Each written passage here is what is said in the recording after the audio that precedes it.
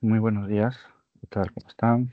Iniciamos esta sesión de consultas académicas. Los ejercicios de esta semana, ¿ya?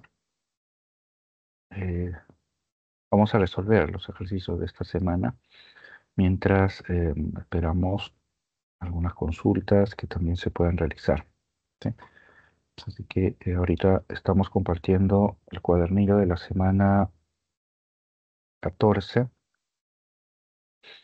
sí, que básicamente se centra en el posmodernismo, ¿sí? Así que vamos a los ejercicios. ¿Sí? En esta semana se trabajan dos autores, José María Guren y Abraham Valdelomar. ¿Sí?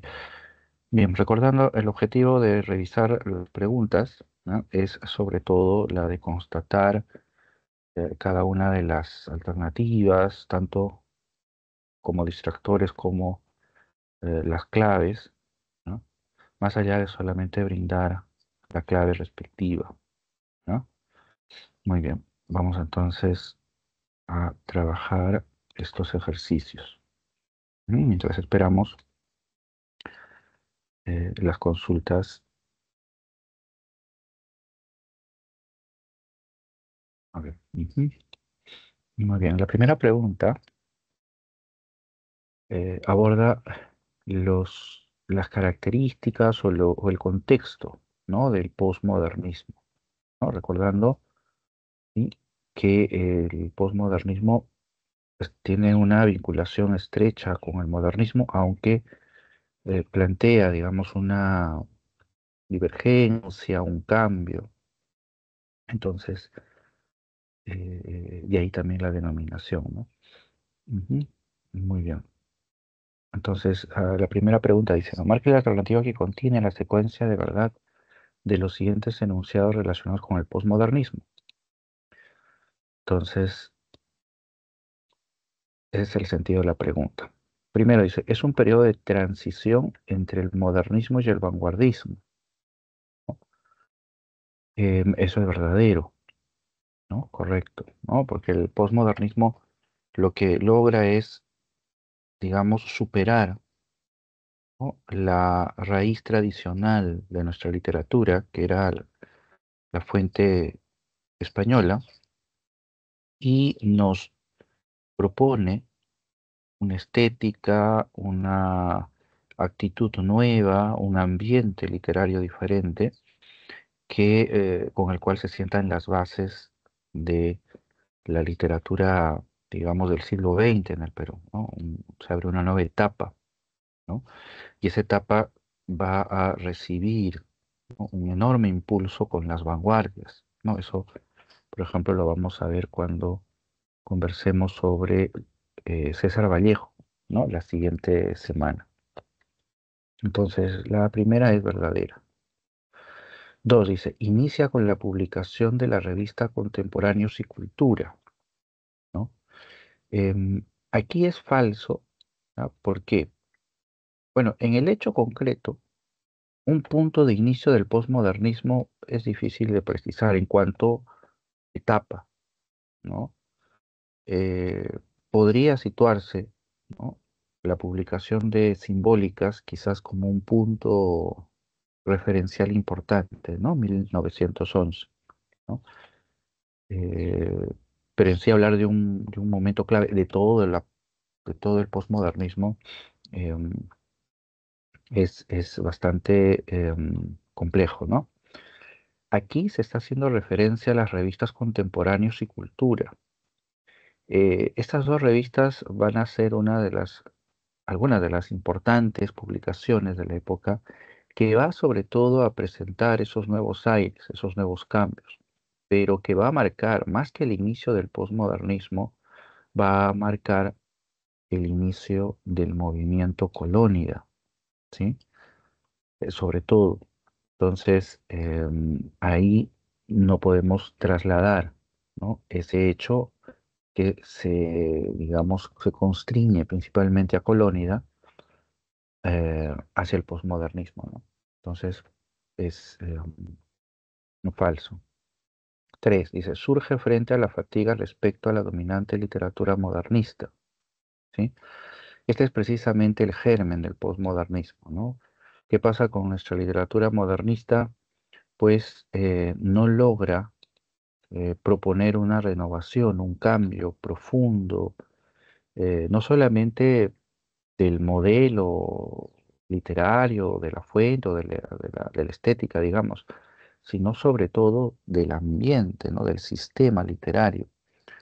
Eh, y es ahí, frente a esa situación que provoca el modernismo ante su falta de renovación, ¿no? Una crisis, es ahí donde surge el posmodernismo, ¿no? De raíces, digamos, sociales diferentes en gran medida al de los modernistas. Los posmodernistas proponen una alternativa frente precisamente a ese cansancio, esa fatiga, ¿no? que cunde, ¿no? en ese periodo. Entonces la 3 es verdadero. La 4 dice, entre los autores más destacados están Eguren y Valdelomar, esto de cajón, ¿no? Son precisamente los dos autores que vamos a trabajar y los que, como se vio en las clases, proponen, ¿no? Cada uno de ellos un modo diferente de subvertir, ¿no? esa situación descrita hace un momento, ¿no? esa situación de carencia de renovación. ¿Sí? Muy bien, entonces la clave de la uno es la B, ¿no? Muy bien, vamos entonces con la pregunta número 2, ¿sí? Dice, marque la alternativa que contiene los enunciados correctos respecto a las características de la poesía de José María Uría. Entonces me pide a mí hablar de las características de la poesía de Uren. ¿Ah? Muy bien, entonces, a ver, uno dice, simbólicas inicia el ciclo de los fundadores de la tradición peruana. Ujú, correcto, ¿no? Simbólicas, como se describió y se menciona, creo, en una de las preguntas, va a proponer, ¿no? Un modelo nuevo, una estética nueva, ¿no? En cuya esencia se muestra el, el sumo, digamos, ¿no? La savia fundamental del arte moderno, de la literatura moderna, ¿no? Con esta idea de la sugerencia, la musicalidad. Y simbólicas, entonces, representa ese corte, ¿no? Un claro tajo que deja atrás los modelos tradicionales españoles y una asimilación muy personal de la literatura moderna, ¿no? Sobre todo del simbolismo, ¿no? En el caso de Uri. Muy bien. Dos, dice, sus versos representan escenas realistas y propias del contexto en que vivió, ¿no?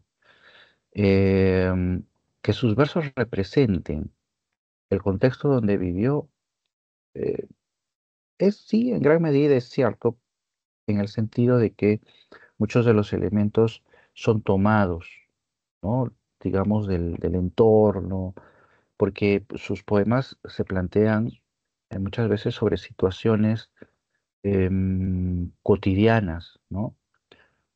Pero ahí es donde esta alternativa no es cierta. Ese contexto, digamos, no es representado, ¿no?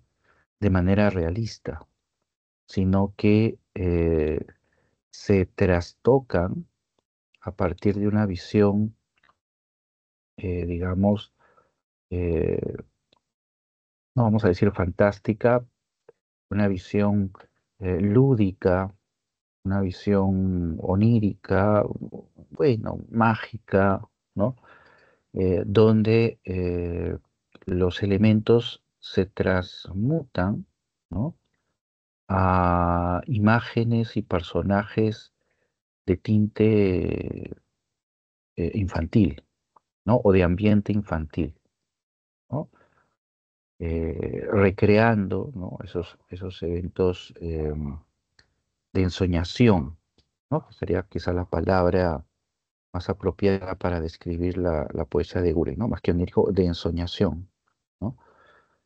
Entonces, ese es el punto, ¿no? De por qué la 2 no es verdadera, ¿no? Porque no hay una representación realista, ¿no? En la poesía de Guren. Muy bien. 3. Dice, según Mariátegui, su obra pertenece al periodo cosmopolita de la poesía peruana, ¿no? Mariátegui es no es el primero que ve con ojos críticos y, digamos, elogiosos la poesía de Guren. Em, que Guren fue una figura muy reconocida desde sus inicios, ¿no? Pero lo que hace Mariátegui, sobre todo con la poesía de Guren, es interpretarla desde un contexto histórico del proceso de nuestra literatura, ¿no? Y eso permite tener una visión profunda sobre la importancia de este escritor, ¿no? Y dentro de esa visión panorámica que propone Mariátegui, ¿no? Sitúa a Eguren en la etapa cosmopolita, ¿no? Para esto hay que recordar que Mariátegui, al describir la literatura, la historia de la literatura peruana o el panorama de de la literatura peruana, divide en tres momentos, vamos a decir, ¿no? El colonial, el cosmopolita y el nacional, ¿no? Que vienen a ser tres, repito, momentos, ¿no? De nuestra literatura.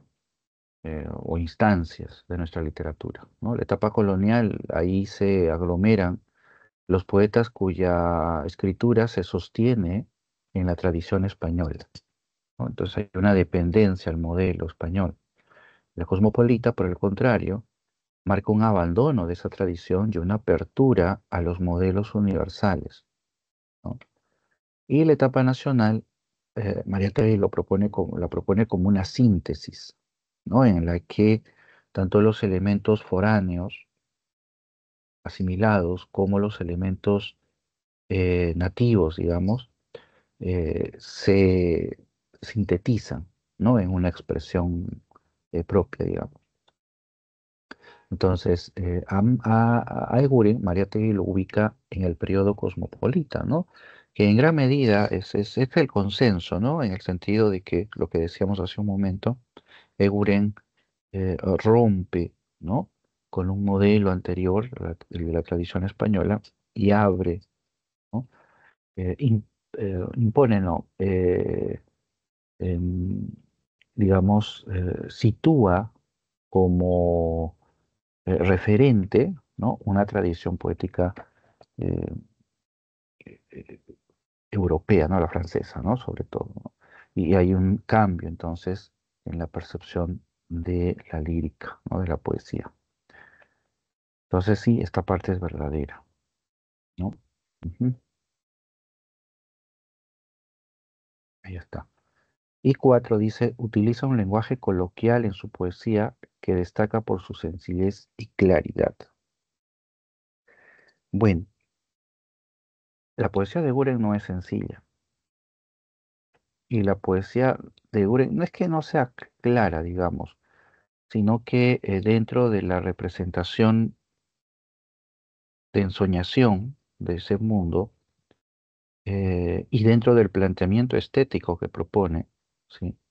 La esencia se marca por su carácter enigmático, misterioso, ¿no?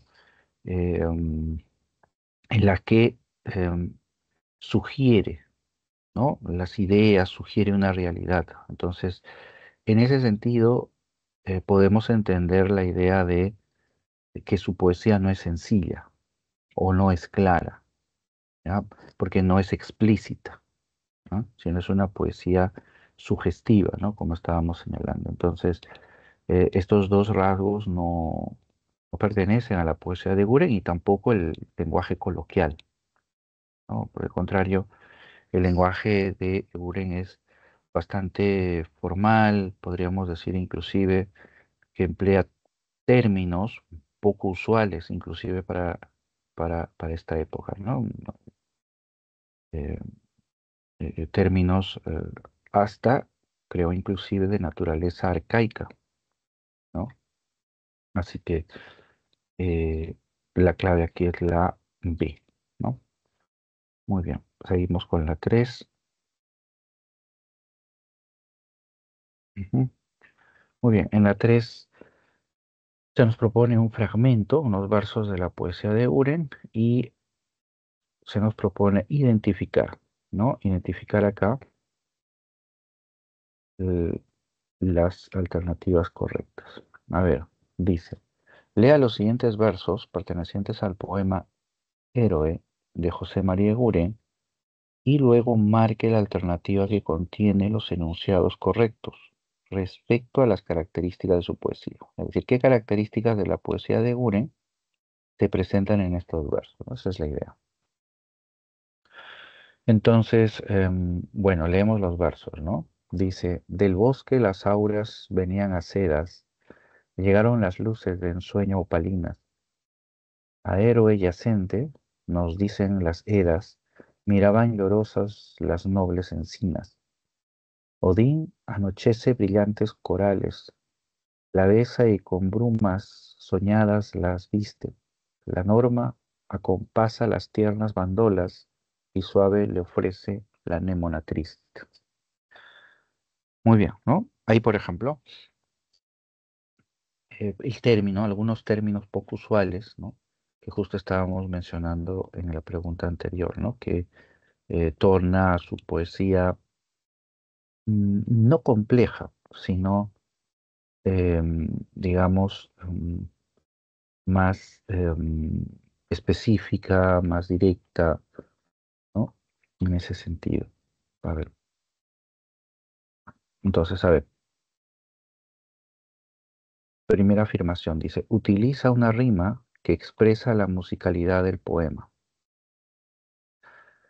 Bueno, la rima marca ese carácter rítmico musical, ¿no? De un poema. En este caso, Euren, ¿no? Está empleando un tipo de rima que es la rima imperfecta o rima sonante, ¿sí? Por ejemplo, acá, ¿no? Voy a destacarlo de esta manera, ¿no? Podemos ver cómo está marcándose la rima, ¿no? Acedas, edas, opalinas, encinas, acá también, ¿no? Corolas, con bandolas, así como viste, con tristes, ¿no? Entonces, sí, marca ah, un ritmo y en ese sentido contribuye con la musicalidad del poema. Entonces, este es verdadero. Muy bien.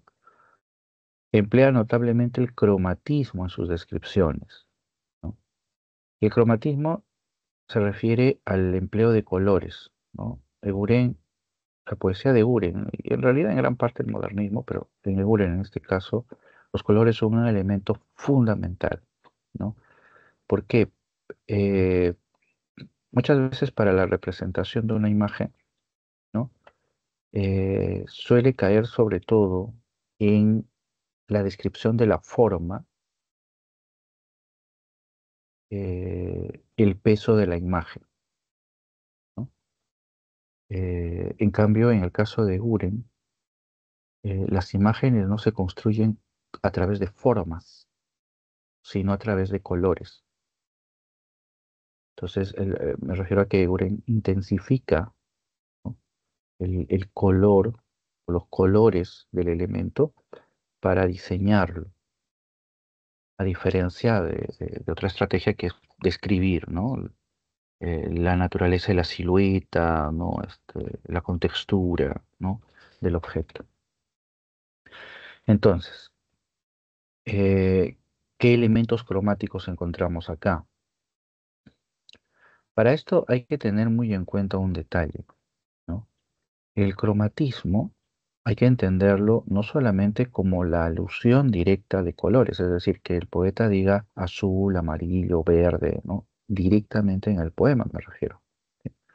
Sino que el cromatismo está presente también, podríamos decirlo así, de modo indirecto, cuando se mencionan objetos o elementos que transmiten un colorido o un color, ¿no? Por ejemplo, ¿no? Que el poeta mencione rubí, entonces ahí no solamente está aludiendo el objeto o alguna otra connotación, sino también lo que implica el elemento, ¿no? Que es el color, ¿no? Entonces, si menciona, por ejemplo, oro o sol, arco iris, pavo real, por ejemplo, está involucrando, está implicando también la alusión al color, ¿no? Que estos objetos representan. Entonces, eso también es parte del cromatismo, ¿ya? Entonces, cuando evaluemos este punto, por ejemplo, ¿no? En una pregunta de este tipo, hay que estar atentos también a esos rasgos. Entonces, por ejemplo, acá tenemos algunos elementos cromáticos, ¿no? Bosque podría ser, tal vez por la referencia, ¿no? Podría ser las auras, ¿no? También podría ser un elemento. Llegaron las luces, ¿no? Ya ni qué decir de opalinas, ¿no? Donde también podemos identificar esta presencia de un color, ¿no? Luego dice, Odín anochece brillantes, ¿no? Brillantes corolas, ¿no? Ahí también hay un elemento cromático, ¿no? Las brumas, ¿no? Brumas soñadas, ¿no? Acompasa las tiernas bandolas y suave le ofrece la anémona triste, ¿no? Entonces hay allí algunos elementos que van marcando, ¿no? Esta presencia de los colores, ¿no? Pero noten que no se está refiriendo de modo directo al color. 3 dice, representa imágenes de un mundo lúdico y de ensoñación. Claro, eso es a lo que nos referíamos hace un momento, ¿no? El poeta lo que hace es trasladar esta imagen, ¿no? De un referente real a un ambiente de ensueño, ¿no? De fantasía, de misterio. Y eso es lo que va a retratar, por ejemplo, aquí estos versos, ¿no? Y la 4 dice, recrea ambientes y personajes de la historia nórdica y oriental, ¿sí? Eh, esta alternativa es falsa. ¿Por qué? Dice, recrea ambientes y personajes de la historia nórdica. Acá la palabra historia es el problema, ¿no? ¿Por qué? Porque estos elementos que se mencionan ahí, Odín, Edas, sí, ¿no? Se vinculan, ¿no? A ese ambiente nórdico y oriental, pero no a la historia, sino a la mitología nórdica, ¿no? A la mitología oriental. Historia y mitología son dos conceptos que si bien refieren al pasado, eh, implican una interpretación diferente, ¿no? La historia eh, pretende ser objetiva en cuanto a su exploración del pasado, ¿no? En cuanto a su acercamiento al pasado. En cambio, la mitología se distingue precisamente por su subjetividad, ¿no? Porque se sostienen relatos en creencias. Y ahí es donde surgen los personajes y los seres mitológicos, ¿no? Entonces, esos seres fantásticos. Entonces, eso es lo que se está representando acá. Entonces, acá el problema es la palabra historia, ¿no? Muy bien, entonces la clave sería la D, ¿no? Muy bien.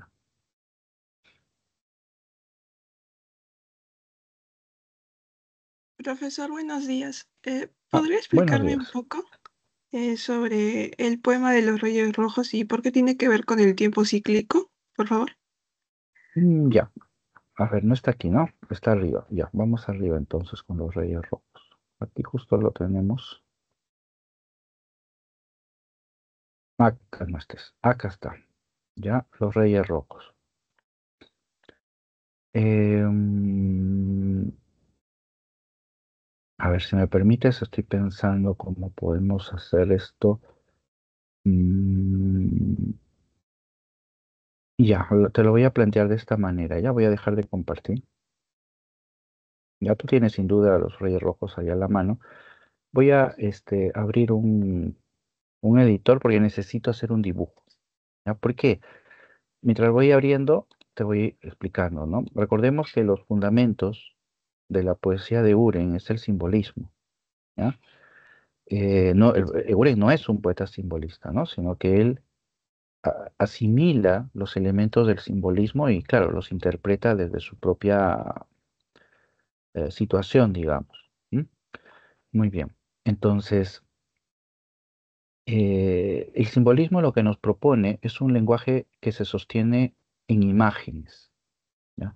En imágenes que el simbolismo propone como símbolos, ¿ya? Aquí, para que la explicación no suene muy difusa, ¿ya? Permíteme tan solo una digresión rápida sobre el simbolismo, ¿ya? Porque el simbolismo propone la imagen como fundamento, ¿ya? El simbolismo tiene raíces en el romanticismo, ¿ya? Y así como el romanticismo, el simbolismo expresa un carácter antirracionalista, es decir, desconfía de la razón, ¿ya? Y por el contrario asume, ¿no?, que esta realidad y el conocimiento no está en el mundo objetivo, como predica el racionalismo a través de la ciencia, ¿no? Sino que está en el mundo, vamos a llamarlo metafísico, trascendental, ¿no? Pongámosle cualquier nombre, espiritual, idealista, lo que fuere, ¿no? Pero está en este mundo que trasciende lo físico. Entonces, a ese mundo, dice el simbolista, no se puede ingresar con la razón, se ingresa con la intuición, ¿ya? Y la intuición es un rasgo subjetivo. Y entonces, el elemento para el simbolista, para hacer corta esta explicación, que permite ese tránsito es el símbolo. Porque ¿qué es un símbolo? Un símbolo es una imagen que sugiere un concepto. Pero al ser una imagen que sugiere un concepto, apela a la interpretación de un lector, ¿no? Entonces, por ejemplo, a ver, voy a emplear acá este segundito, ¿sí? Entonces, apela a un concepto y apela a la interpretación del lector, señalo, ¿sí? Pero esa interpretación va a depender mucho, ¿sí?, del punto de vista del lector. ¿Por qué? Porque es subjetiva, ¿no? ¿Ya? Entonces, por ejemplo, ¿no? ¿Qué es lo que hago en mis clases? Por ejemplo, yo les dibujo a los chicos una balanza y les digo, a ver, oye, ¿qué es la balanza? La balanza, me dicen, profesor, si representa la justicia. Ya, muy bien, ¿no? Pero también puede haber alguien que diga, no, ese símbolo, esa imagen representa el comercio, es decir, como el mercado. Y también es válida.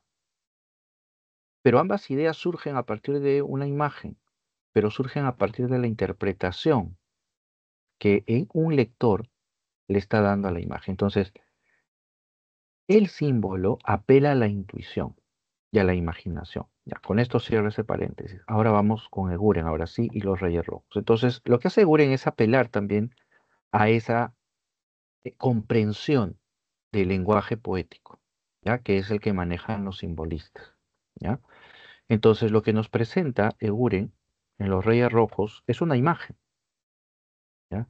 Es una imagen donde se sugiere un concepto, ¿ya? Entonces, cuando uno lee el poema de Guren, por ejemplo, Los Reyes Rojos, muchas veces, por ejemplo, ¿no? Yo a veces les digo a mis estudiantes, les digo, mira, yo cuando leí Los Reyes Rojos en el colegio no lo entendí, o sea, no entendí nada, lo leí 50 veces, no entendía Los Reyes Rojos.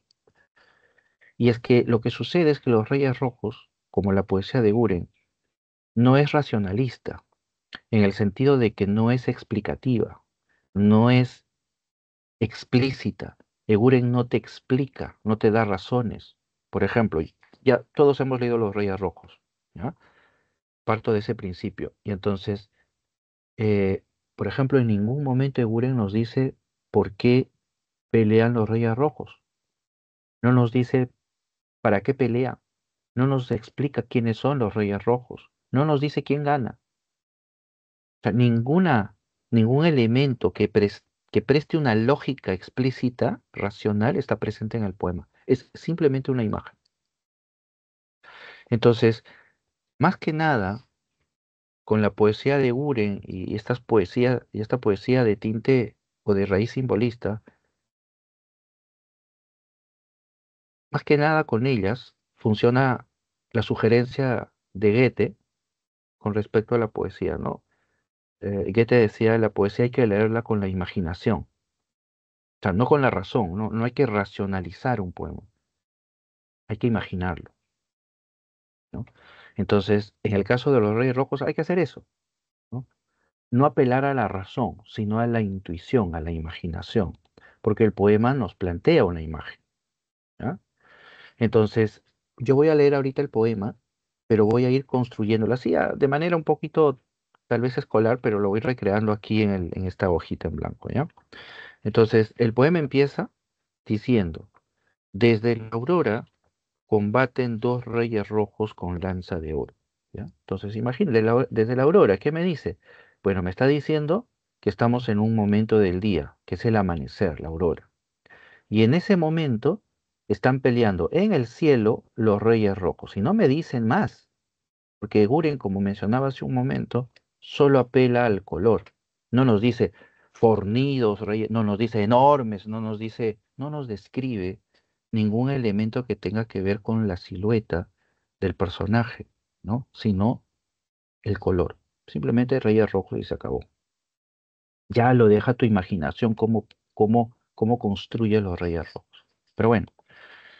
Luego dice, por verde bosque y en los purpurinos cerros vibra su seño. Entonces Euren me dice, a ver, por acá hay un verde bosque. Entonces vamos a dibujarlo acá el verde bosque. Ahí está el verde bosque. Color, ¿no? Ahí está el bosque. Y luego dice, por los purpurinos cerros. Acá hay unos cerros. Pero hay un detalle. Son púrpuras. Nosotros sabemos que los cerros no son púrpuras. Los árboles son verdes, por eso el bosque es así. Pero los cerros no son púrpuras. Entonces, ¿qué quiere decir esto? Quiere decir que estamos en otro momento del día. O sea, ¿en qué momento el cielo se pone púrpura? ¿No? Entonces, el púrpura es un color, ¿no? Rojizo, que se presenta en el amanecer, sí, y en el atardecer. Entonces, aquí nos está planteando, ¿sí? Un cambio en la posición del día, ¿no? O es bien es el amanecer, como en el caso, ¿no?, que se menciona al inicio, o el atardecer. Entonces, hay un cambio acá. Luego dice en el siguiente verso, en la siguiente estrofa, dice, falcones reyes batallan en lejanías de oro azulina. Ahora cambió de color, ya no es púrpura, ahora es azulino. Y eso también nos está ubicando en otro momento del día, ¿no? Que quizá, bueno, puede ser cerca al amanecer o cerca al atardecer o al momento mismo del anochecer, pero hay un cambio ahí que nos está marcando también el poema, ¿no? Y luego dice, por la luz cadmio, airadas se ven pequeñas sus formas negras. La luz cadmio o el color cadmio es un color celeste, pero claro, es decir, como blancuzco, ¿ya? Entonces, fíjense ustedes en el cielo. El cielo, por ejemplo, cuando es de tarde, se pone de un azul, de un celeste intenso, ¿no? Parece de acuarela.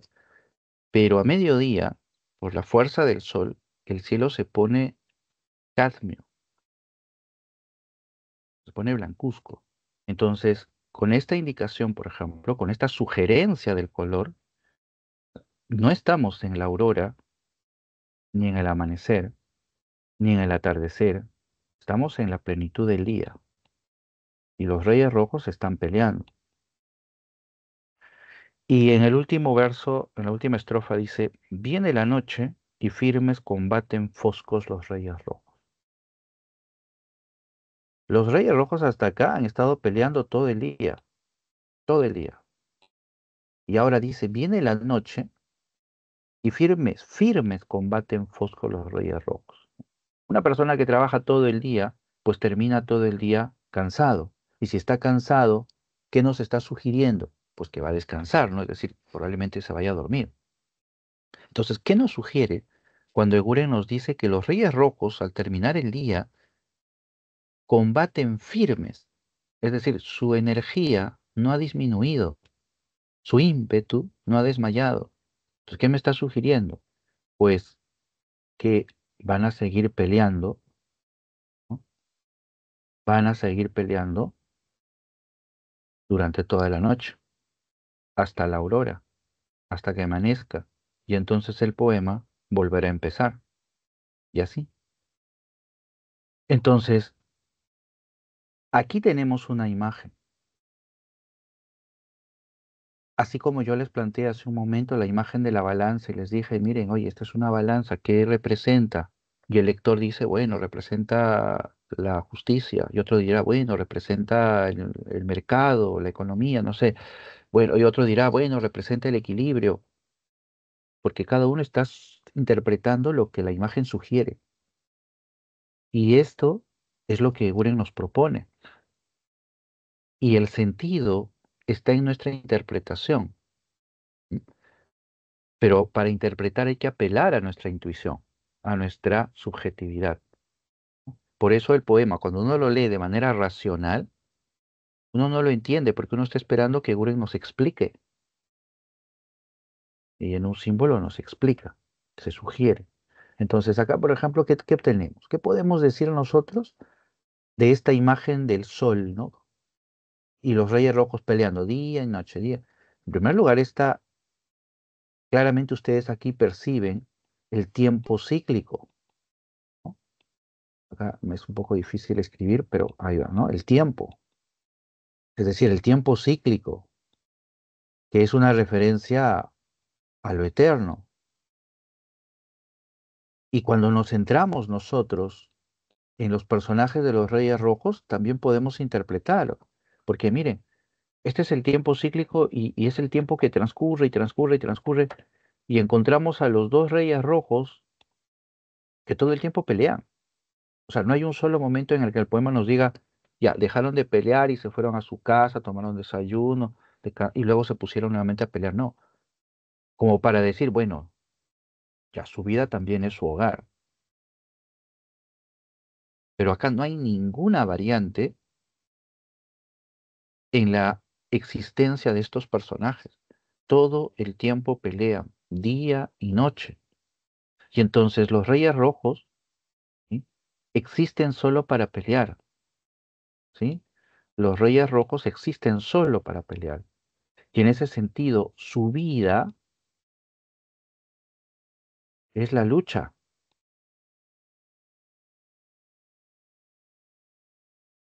Y entonces el poema, como todo texto literario, nos está planteando una interpretación sobre nosotros. Los Reyes Rojos somos nosotros. Y entonces lo que acá se está representando es una interpretación sobre nuestra propia existencia. El poema nos está diciendo que la esencia y la naturaleza de la vida es la lucha constante, que la lucha es la esencia de la vida, es lo que lo constituye, ¿sí? Así como el fuego por esencia tiene que quemar o el hielo por esencia tiene que transmitir frío, la vida por constitución está hecha de adversidades, de lucha constante. Eso es lo que nos plantea el poema, pero lo hace simbólicamente. ¿Alguien puede obtener otra interpretación de esta imagen? Por supuesto, lo puede hacer, ¿no? Pero em, es, ello también respondería, obviamente, ¿no?, a su propia manera de entender y de intuir, porque le estaría sugiriendo otra idea del poema, pero estaríamos dentro de lo mismo. Y eso es precisamente lo que plantea la estética de los Reyes Rojos, ¿no? Entonces, esa es la idea, ¿no? En el caso de los Reyes Rojos, ¿no? Y por qué esa interpretación de la eternidad, ¿no? La lucha constante, ¿no? Que nos propone el poema, ¿no? Muy bien, ahí veo una pregunta.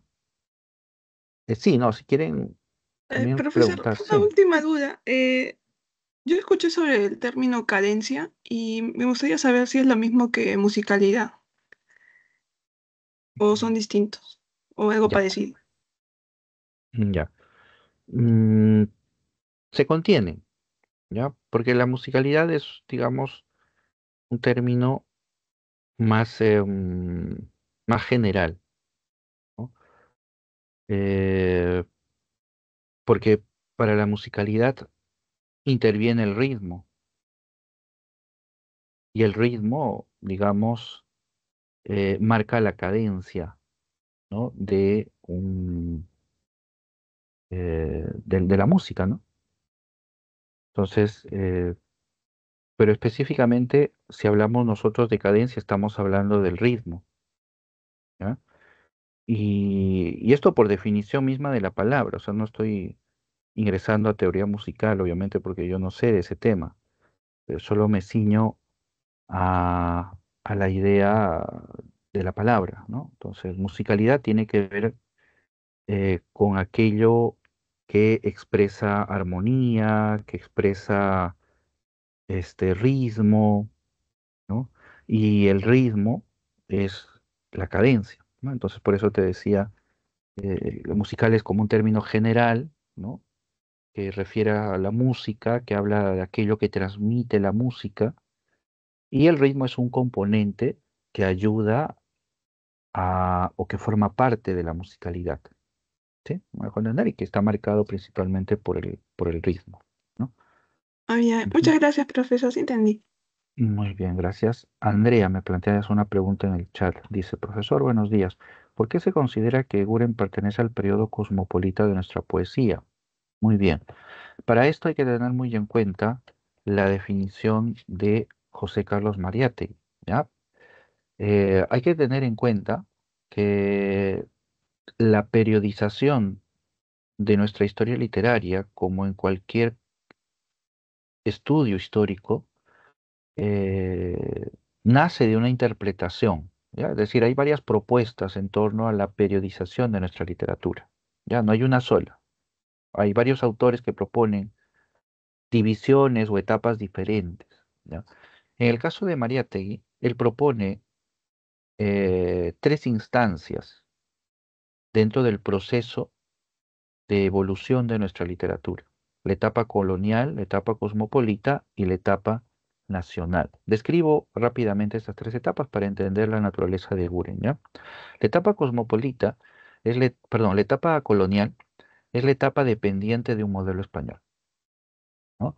Es decir, donde el escritor tiene como base y fundamento tomar los modelos de la literatura española, ¿no? Entonces, pensemos netamente en la literatura colonial, pensemos, por ejemplo, en nuestro romanticismo, pensemos en el costumbrismo, por ejemplo, ¿no? Que toma modelos de la literatura española, ¿no? Ñacatita, por ejemplo, ¿no? Que estuvimos viendo. Ñacatita tiene un fundamento claro, ¿no? Que es la obra del Cid de las Niñas, por ejemplo, de Moratín, que es un escritor español. Entonces, colonial, ¿no? Para Mariátegui, esa es una literatura colonial. La literatura cosmopolita, que es a la que pertenece Guren, y así lo señala Mariátegui, la literatura cosmopolita se distingue porque rompe con el modelo español y, como el nombre lo dice, cosmopolita, es decir, conocimiento del mundo, ¿no? Participación de la cultura mundial. El poeta cosmopolita busca asimilar modelos universales, ¿no?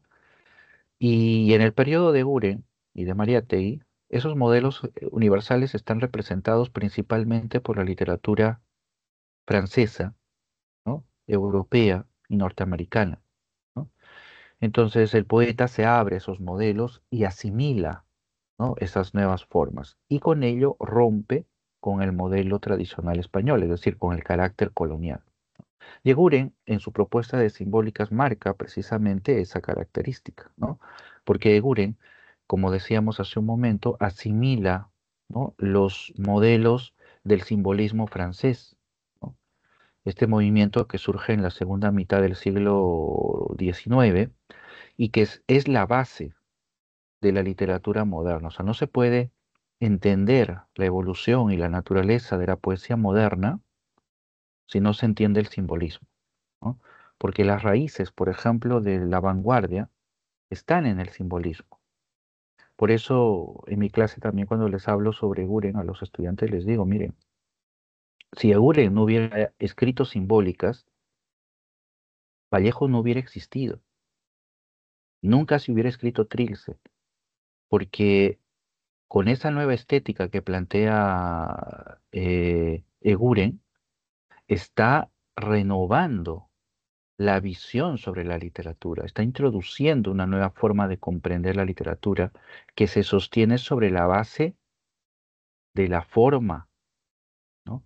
Y ese es el fundamento de la vanguardia. O sea, si no hay ese giro del pensamiento sobre la literatura, Vallejo jamás hubiera llegado a los niveles en los que llegó con Trilce, ¿no? Entonces, ese es el punto de inflexión, ¿no? Entonces, esa es la literatura cosmopolita, ¿no? Asimilación de nuevos modelos. Y ahí es donde Mariátegui ubica a Eguren. Y luego viene para Mariátegui la etapa nacional, ¿no? Que es una etapa de síntesis, una etapa en la que Mariátegui señala que la literatura peruana logra sintetizar, digamos, ¿no? Los aportes de la literatura mundial con, digamos, las raíces autóctonas, ¿no? Por decirlo de alguna manera, ¿no? Y en los tiempos de Mariátegui, el ejemplo que él propone es el indigenismo. Es muy debatible, absolutamente debatible lo que él pone, aunque también tiene grandes fundamentos, ¿no? Pero él toma el indigenismo en el sentido de que apela a modelos, ¿no? Y a formas extranjeras, universales, digamos, pero habla sobre nuestro propio contexto, ¿no? Entonces, eso es lo que él propone dentro de esa etapa nacional, ¿no? Entonces, ahí es donde se ubica Egura. Muy bien, otra pregunta, Andrea dice, ¿y por qué no busca, ya, en la separata dice Eguren, ya, Eguren es un, no busca el gran auditorio, dice, ¿no? Su poesía no busca el gran auditorio, ¿no? Esa es la expresión que se emplea ahí, ¿no? Ya, para esto hay que ir hacia atrás, ¿ya? Porque el postmodernismo es una reacción contra el modernismo. Bueno, aunque no exactamente contra el modernismo, ¿no? Es una suerte de crítica, de cambio dentro del modernismo, ¿ya? Por eso se llama postmodernismo, ¿ya? Porque a pesar de que va a dar un giro, no se va a desligar completamente del modernismo, ¿ya? Entonces, ¿qué es lo que sucede en el modernismo? Lo que pasa es que nuestro modernismo, a pesar de mantener elementos modernistas, ¿ya? Como un lenguaje exótico, un tono cosmopolita, un esteticismo, ¿no? Nuestra literatura, ¿no? Se encierra en los modelos tradicionales, en el modernismo, ¿ya? Y en ese sentido, ¿ya? Es una literatura de salón, perdón, es una literatura hecha para la gran, el gran público. Em, Tomemos como ejemplo la poesía de Chocano. Chocano es representante de esta poesía modernista en el Perú, ¿no? Chocano es un autor, eh, permítame la comparación, que emplea la poesía como si fuera un discurso político, no político no, un discurso público, ¿sí? Porque lo que busca Chocano, ¿ya? Es transmitir una idea y convencer a un auditorio. Y entonces la poesía de Chocano es una poesía para ser leída delante de un auditorio. Y lo digo no solamente por el tono verborráico de su poesía, sino por los recursos de oratoria que él emplea, ¿no? Recursos argumentativos a los cuales él recurre, ¿no? para que su poema sea claramente entendido dentro de un ambiente, ¿no? Dentro de un público general, ¿no? Recurre a la reiteración, a los ejemplos, a la ilustración, ¿no? Al énfasis, que son recursos que se emplean, ¿no? Para disertar delante de un auditorio, ¿no? Y por eso los poemas de Chocano son extensos, emplean un lenguaje muy figurativo, muy explicativo, racional, porque repito, ¿no? Buscan convencer a un auditorio. Y esa es la literatura que predomina, ¿no? Hasta que aparece Guren. Y los poemas de Guren no están hechos para ser leídos para un auditorio. Tan solo veamos Los Reyes Rojos que acabamos de leer. Es un poema para ser leído en privado, con mucha atención. Más que en privado me refiero de manera íntima, porque el poema es brevísimo, tiene varios vacíos, entonces no está hecho para ser disertado, para ser leído, para que la gente lo escuche solamente, sino está hecho para ser analizado, para ser... Si Chocano es un poeta de masas, Eguren es un poeta, em, podríamos decir, para que no suene feo, em, de un círculo, es un poema íntimo, ¿no? Personal, eh, y esa es la diferencia, ¿no? Entonces, cuando en el libro dice, no busque el gran auditorio, es que su poesía no está hecha para agradar y ser comprendido por la gran masa, sino es muy específica. No quiero usar esta palabra porque suena un poco prejuiciosa, pero es selectivo, ¿no? Es selectivo, es distintiva su poesía, ¿no? Por eso, por ejemplo, hace un momento hablábamos sobre el lenguaje que emplea Eguren, ¿no? ¿No? Sobre los términos, inclusive de naturaleza muy específica, ¿sí? O inclusive arcaica, ¿no? En Los Reyes Rojos, por ejemplo, firmes combaten foscos, foscos, esa palabra fosco es un arcaísmo. Entonces, no es un término que la gran mayoría emplee. Inclusive las personas más conocedoras tienen que ir al diccionario, ¿no? Para analizar, ¿no? De dónde viene esa palabra. Y así como en esas hay muchos otros términos que Guren emplea en su poesía. Entonces, por eso no es un poeta de auditorio. No sé si de esta manera me he dejado comprender.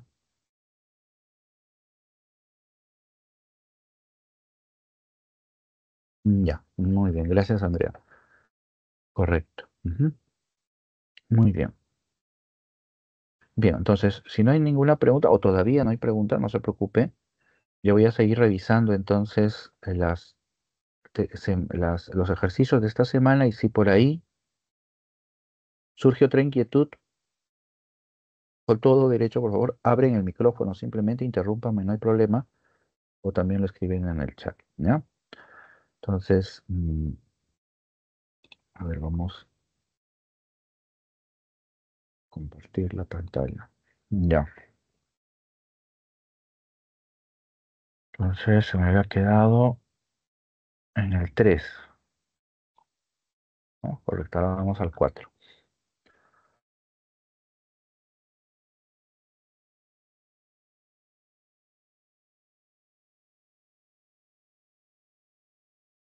Ujú.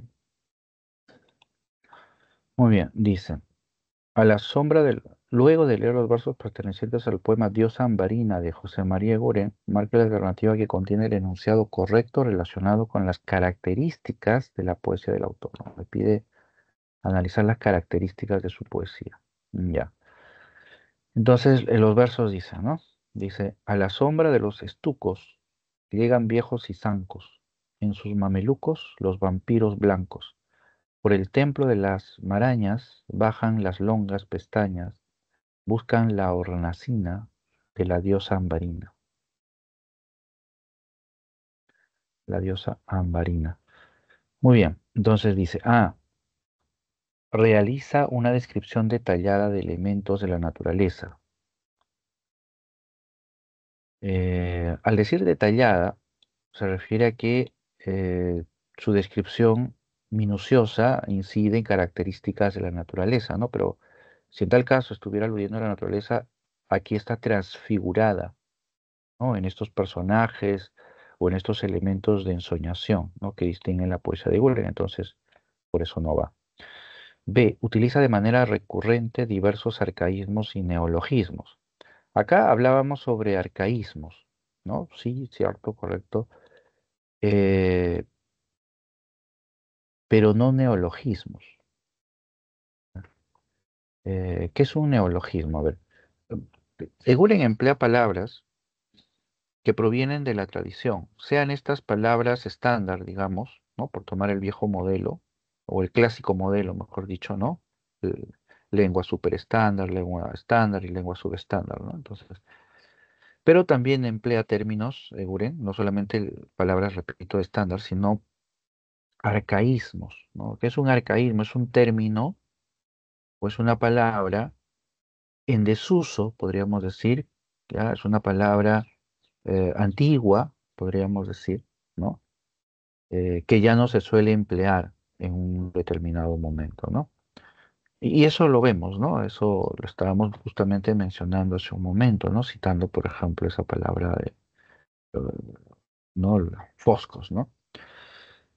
Entonces sí, por ahí va, pero neologismos no, porque el neologismo es la creación de un concepto, ¿ya? Y que eso repercute en la creación de una palabra, o sea, de una expresión diferente, ¿no? Entonces ahí hay una diferencia sustancial y eso no lo practica Eguren, es decir, la creación de neologismos. Entonces no va, ¿sí? Mm, Muy bien, entonces nos vamos, acá está. 3. C. Resalta su lenguaje sencillo y sus descripciones claras y objetivas. Bueno, esta alternativa suena mucho a la que estaba acá arriba, ¿no? ¿Recuerdan? Cuando hablaba Eguren, ¿dónde estaba? Acá, ¿no? Un lenguaje coloquial, destaca por su sencillez. Y ya lo explicamos, ¿no? Se refiere al hecho de que la poesía de Eguren es, por el contrario, un poco más compleja, ¿no? Más que clara. D. Describe diversos eventos históricos de manera sencilla y directa. Ya, no hay más, ya muchos distractores con esta idea. E. Recurre a la sugerencia para representar un mundo de ensueño. Perfecto, ¿no? Esta es la idea que ya la venimos explicando y repitiendo, ¿no? Y eso es lo que nos plantea precisamente en la composición, ¿no? Muy bien, vamos con la 5, la clave la E. 5 dice, marque la alternativa que contiene la secuencia correcta de verdad o falsedad de los siguientes enunciados relacionados con el movimiento Colonia. Ahora ingresamos a Colonia.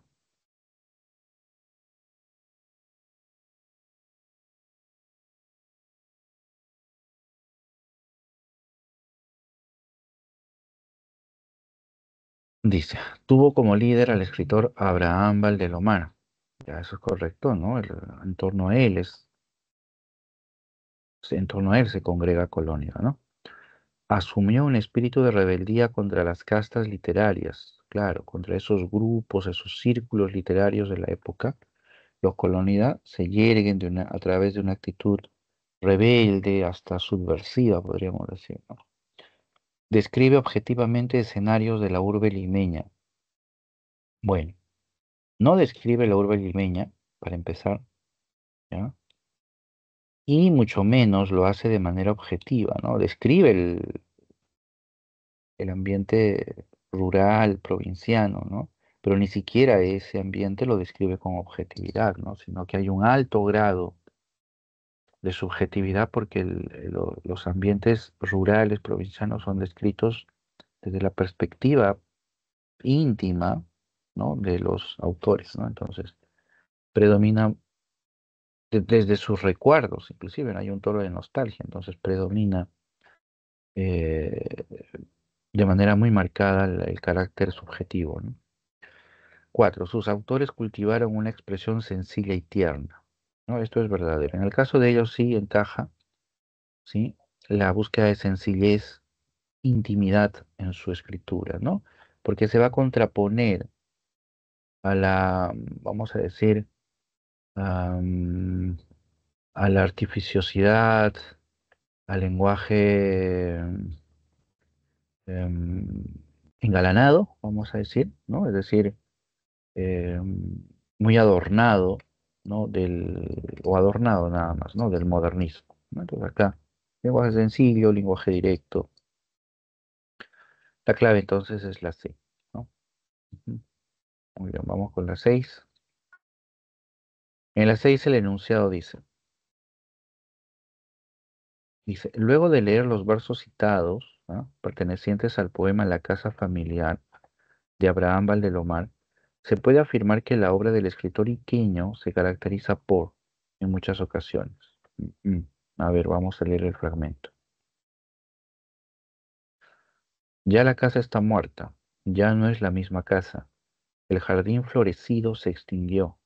A la desierta alcoba ya no subes, caladora experta, la vid de frescos pámpanos en racimos escasa.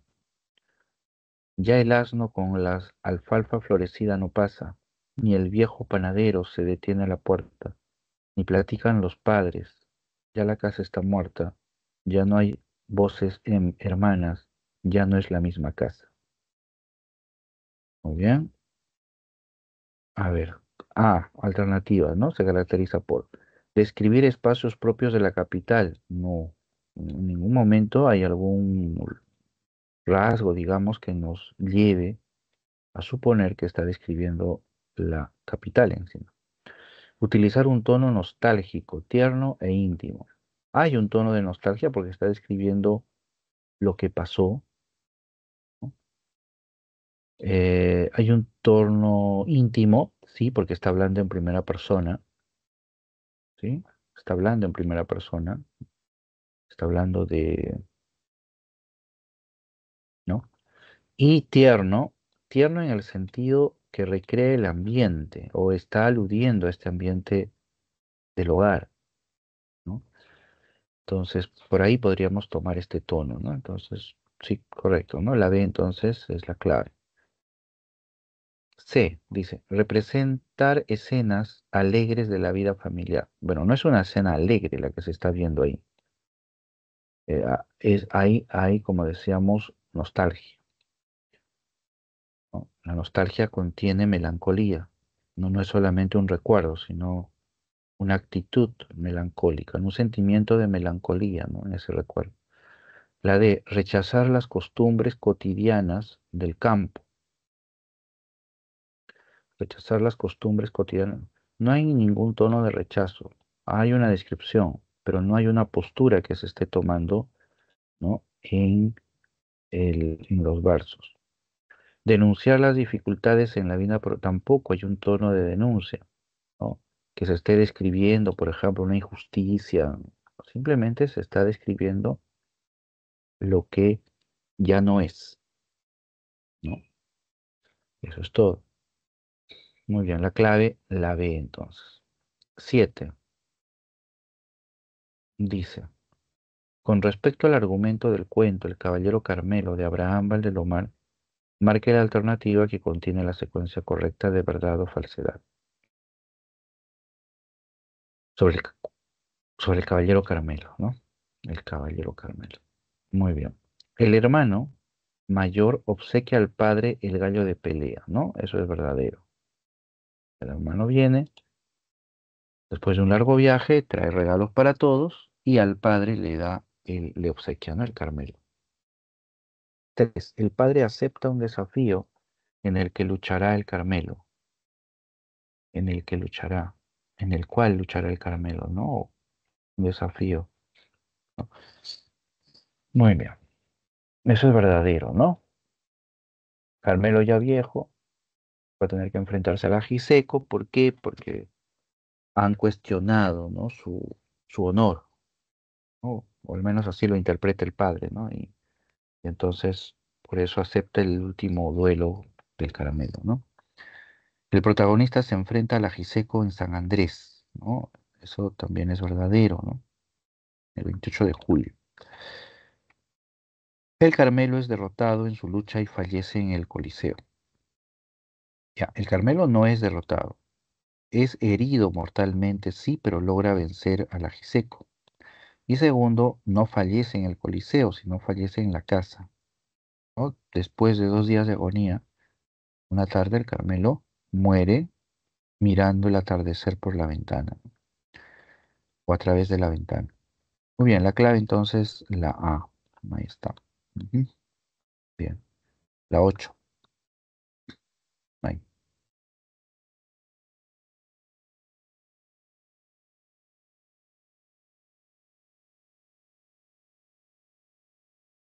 La 8 dice, marque la alternativa que contiene los enunciados correctos respecto al comentario sobre el cuento El Caballero Carmelo de Abraham Valdelomar.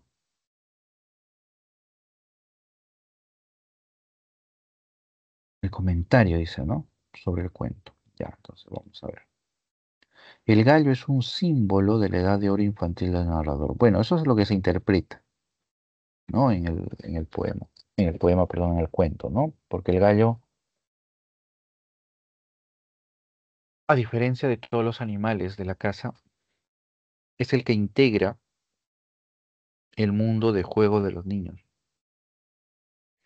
Y en ese sentido, el gallo es el centro de la imaginación, ¿no? De los niños y por eso esa imagen antropomorfa del gallo, que es descrito como una suerte de caballero medieval, ¿no? Que es lo que al final lo va a personificar, ¿no? Y esa personificación es lo que centraliza ese mundo de los niños, ¿no? Entonces, y al morir el gallo, está también muriendo el mundo de los niños. Entonces el gallo de esa manera se convierte en el centro, en el foco principal de la edad de oro infantil, ¿no? Entonces, eso es verdadero.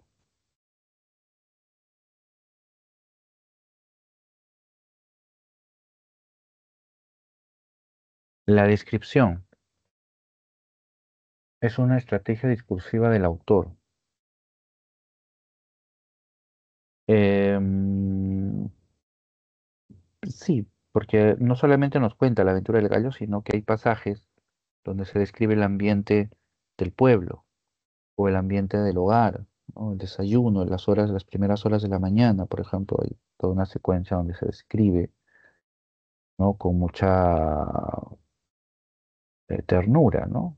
Ese espacio. ¿No? Hay un sentimiento de afecto, ¿no? A esa secuencia, ¿no? A esos hechos. El empleo del tiempo cíclico es determinante en el desarrollo del relato, ¿no? No hay un tiempo cíclico acá, ¿no? Hay un claro, si hablamos desde el plano temporal, ¿no? Hay una clara linealidad desde que llega el Carmelo a la casa hasta que se muere, punto, no hay más, ¿no? Hay un principio y hay un final del Carmelo dentro del ambiente del hogar, ¿no? Entonces, no hay tiempo cíclico. El lenguaje refinado muestra al gallo como una hermosa imagen plástica, ¿no? Claro, la imagen plástica contiene elementos que vitalizan, digamos, la imagen, ¿no? Color, forma, dinámica, ¿no? Movimiento, ¿no? Que dotan al lenguaje de esta plasticidad. Y eso está en la descripción del Carmelo, ¿no? Cuando es descrito como un caballero medieval, ¿no? Por sus colores, por su armadura. Entonces eso le da dando esa plasticidad, ¿no? A la imagen, ¿no? Entonces, es verdadero. Muy bien, entonces la clave sería la C, ¿no? En el caso que estamos viendo, ¿no? Ahí está. Ujú. Muy bien. Son 8 preguntas. Muy bien. Ujú. Muy bien, entonces hasta acá hemos revisado las 8 preguntas de esta semana. Bien, vamos a esperar entonces las consultas.